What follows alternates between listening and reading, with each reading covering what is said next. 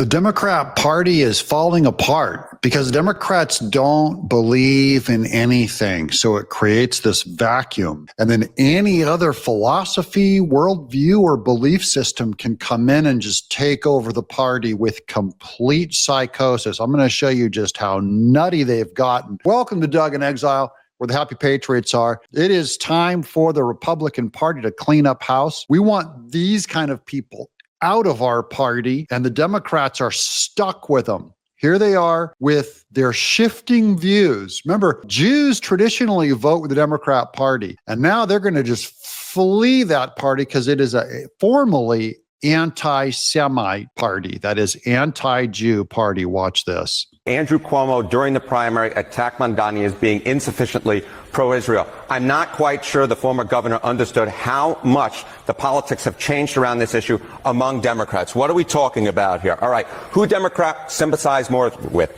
Israelis or Palestinians? In 2017, the Democratic Party was a pro-Israeli party. Look at this. They sympathized with the Israelis by 13 points, more with the Israelis than the Palestinians. But look at this sea change. Now Democrats sympathize more with the Palestinians by 43 points. Oh, my God, that is... Okay, Democrats are with the Palestinians. All I want to know is, what is the most major news event that has changed between 2017 and now, October 7th, when the Palestinian militant group Hamas went and attacked, kidnapped women and children, killed them, civilians, thousands of them, at a peaceful party. That's the only thing that's changed between then and now. And then Israel retaliated against them.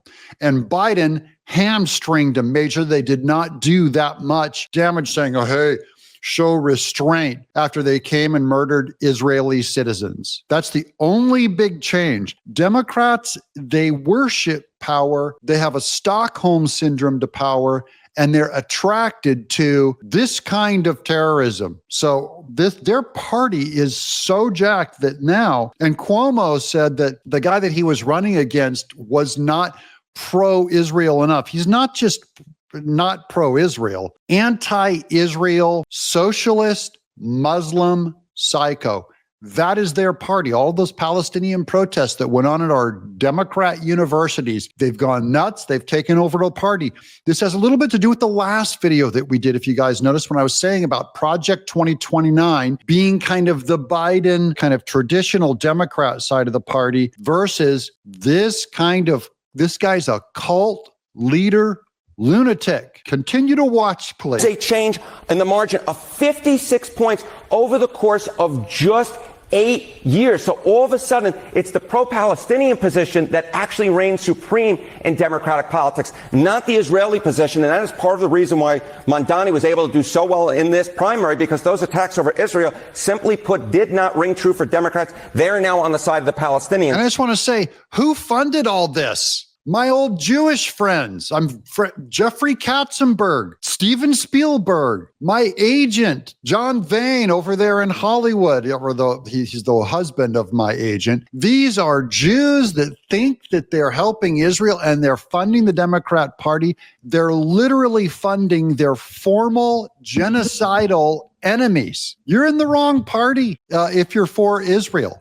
Not the Israelis. I mean, this is a much bigger issue, specifically with Mamdani, though. I mean, an outspoken critic of Israel. He's facing continued criticism, though, for not being outspoken enough against anti-Semitism, that is for sure. But on this, talk about Democrats and how broadly how this really is shifting. She can't even put it into words. CNN is so uncomfortable. What? Tell us, use some words right now to explain what's happening. Why is our party going full anti-Israel by 43 points? That's a 50-point swing, guys. This is a radical change, absolutely anti-Israel change. And by the way, there's anti-Israel people in the Republican Party too. We want get out of the party. That's Thomas Massey, Rand Paul, the isolationists, Ron Paul. They've always been anti, and they're all like, the Jews control everything. Complete psychotic. You guys are just another kind of Democrat Marxist. Yeah. So, you see this among Democrats overall, right? But we know that Mondani's base was younger voters within the Democratic Party. And so talking about Mondani, the guy that ran for mayor in New York and smeared Cuomo overwhelmingly in the primary. And now they have their final election coming up this fall. The Democrats are going, what are we going to do with this guy? He is an outspoken communist, socialist, Muslim radical. I want to break it down with younger Democrats. Correct. So take a look here. Who age 18 to 49 Democrats sympathize more with, the Israelis or the Palestinians? Again, in 2017, younger Democrats sympathize more with the Israelis by 14 points. Look at this shift now. Palestinians, they sympathize more with the Palestinians by 57 points. That is an over 70-point shift in the margin in just a matter of 8 years. So the bottom line is, Mondani's base within the Democratic Party and the base of the Democratic Party of younger voters, younger Democrats, have changed tremendously on this issue in 8 years' time.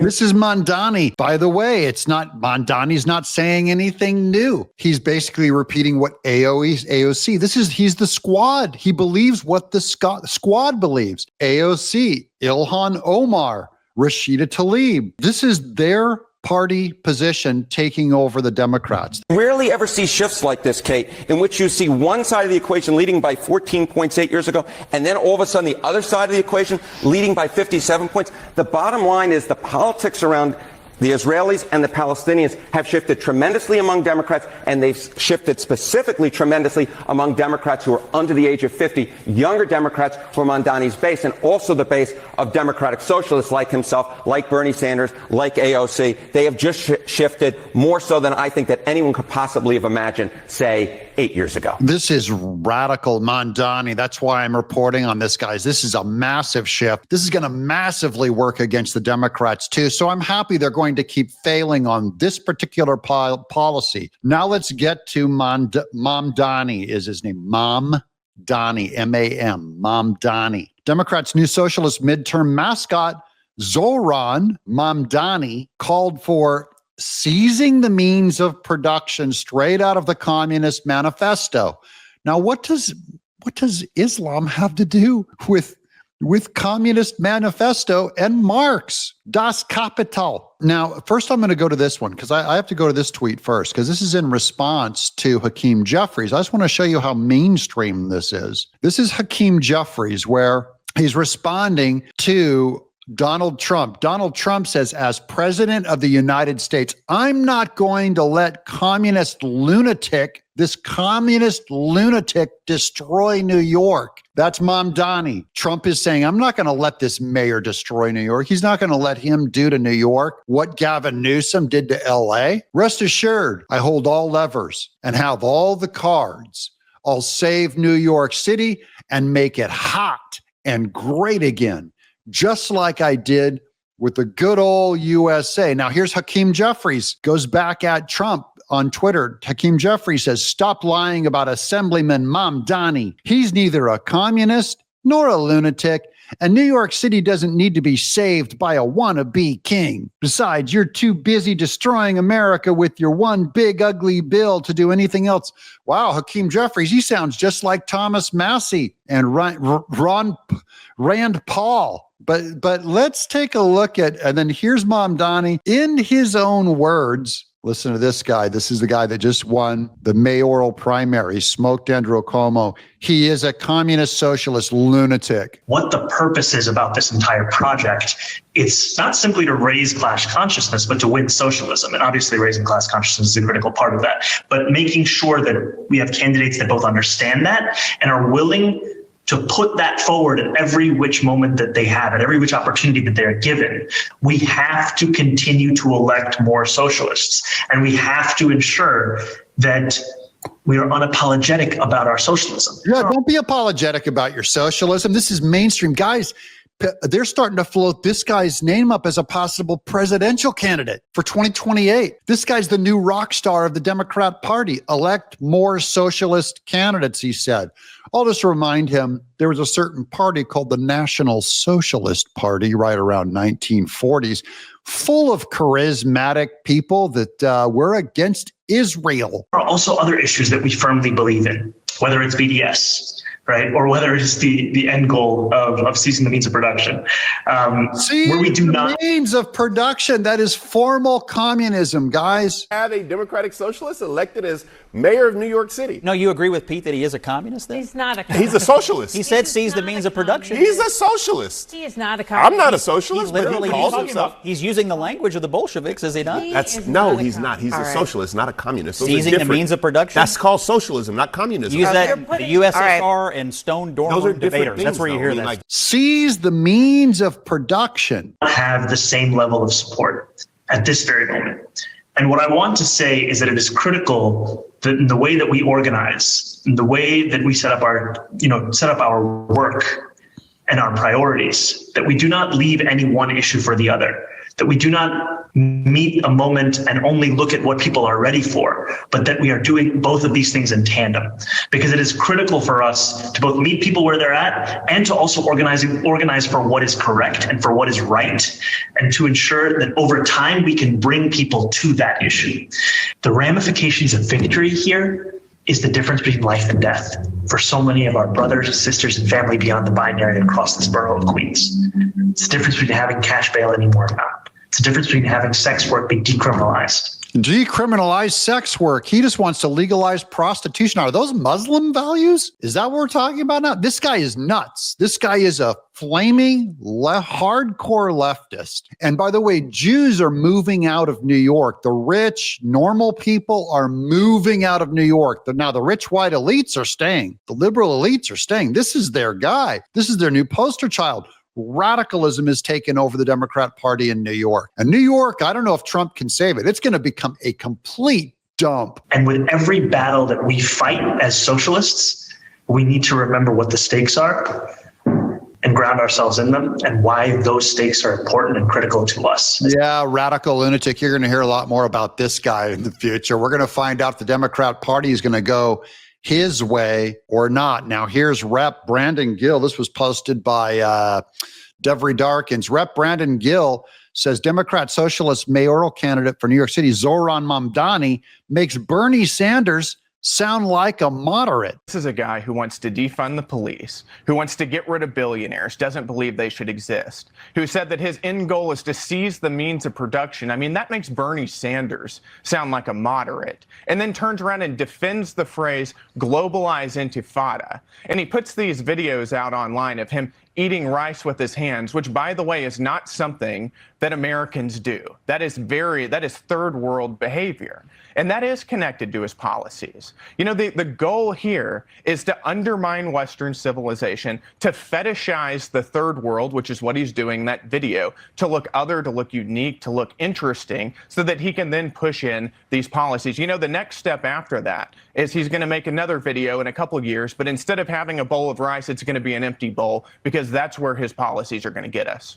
I think there's two elements to what he's done here, this video and what he's advocating for. Yep. One, let's just acknowledge it's just performative. That's not who he is. He did not grow up eating rice with his fingers, living in a third world. He grew up in private schools in South Africa and the U.S. It's all performative. And I said this last time, will the Democrats get their guy who can perform? He's also a rap artist, puts out lots of TikTok, social media videos. So he is their appealing new rock star spokesperson. Now let's get to the press secretary on the fake news promoting the Palestinian terrorist activity and all of what they want to be on the headlines. They will run with it, because Hamas has always manipulated our media. They've always had a sympathetic voice in American leftist media and Al Jazeera, CNN. Here's Caroline Levitt on the politics of those headlines. Watch this.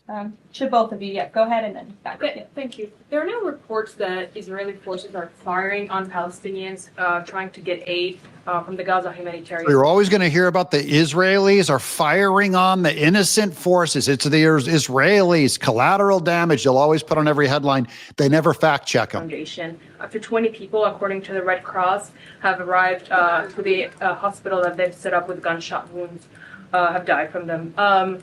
Is this administration aware of these? And I mean, what is being done to address this situation? The administration is aware of those reports, and we are currently looking into the veracity of them, because unfortunately, unlike some in the media, We don't take the word of Hamas with total truth. We like to look into it when they speak. Unlike the BBC, who had multiple headlines, they wrote, Israeli tank kills 26, Israeli tank kills 21, Israeli gunfire kills 31, Red Cross says 21 people were killed in an aid incident, and then, oh wait, they had to correct and take down their entire story, saying we reviewed the footage and couldn't find any evidence of anything.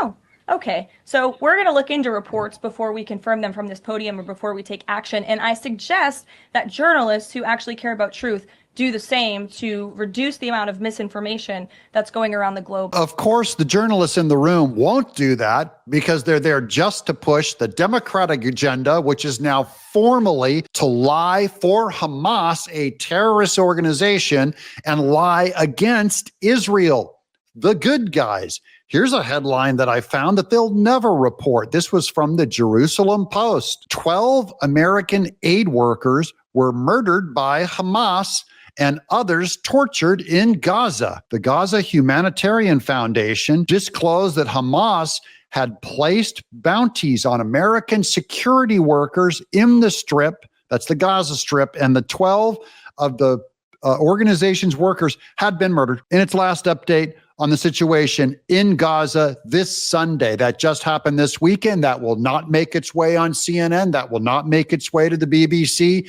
because they have no interest in telling the truth if it cuts against their favorite Marxist religion. Dennis Prager used to say that the only way that you could make Islam the most favored religion among the American left was to have them smack 2 planes into our buildings in New York. Here's more on proof this is all just part of the giant Marxist agenda. Look at this. U.S. Muslims are more accepting of homosexuality than white evangelicals. A recent survey by Pew Research Center found a notable shift in the views of American Muslims when it comes to homosexuality. What happened there? Because in many Muslim countries, homosexuals are thrown off the top of buildings. What happened in America?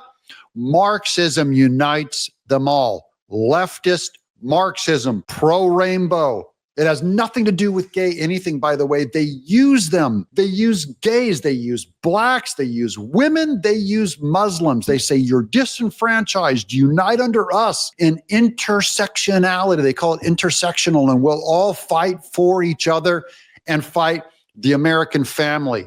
We'll fight Christianity. We'll fight conservatism, and we'll fight and lie about MAGA. We'll fight Israel, all of MAGA's allies. That is the uniting principle. I've just exposed it right here on Doug in Exile.